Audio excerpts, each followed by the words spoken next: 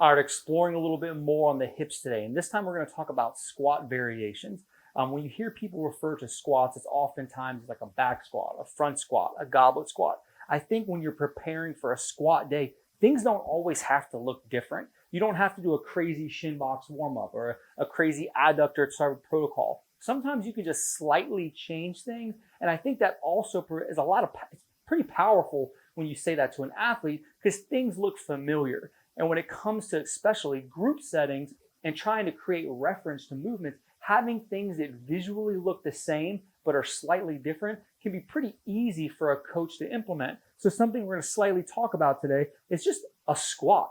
So if I'm getting ready for a squat day, what do I do? I'm a big believer in blurring the lines of the warm-up and trying to load tissue, but I can do that with similar things. So you have a similar squat pattern that you're doing. Maybe you're getting ready for a front squat day. Well, how can I stress the tissue a little bit more? Who says that we have to squat like this to warm up?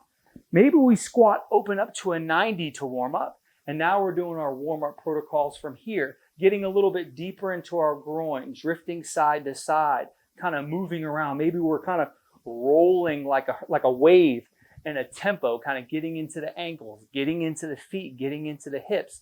What if we use a slight little offset to get a little bit deeper into the side of the hip, into the groin a little bit? So now I'm doing that same squat. You could go a little bit higher than this probably, and then kind of squatting down, kind of leaning into it and getting out. Maybe you have a side that always feels a little bit tighter than the others. So maybe you prop that up, try to get a little bit deeper in there. Maybe we open our feet a little bit wider. Maybe you have a narrow squat, and now we can kind of open our feet up to kind of get a little bit deeper side to side, kind of drifting back and forth.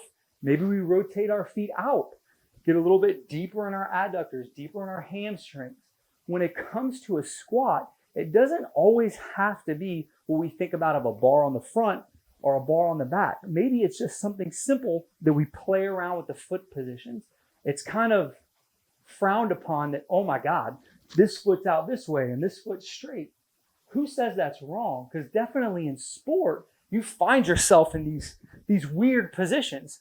So why can't we add that in as a warm-up? Maybe each time you're stepping in, you're dropping open, almost like a drop step, playing around with the foot, drifting side to side. But technically, going back to it, it's all a squat.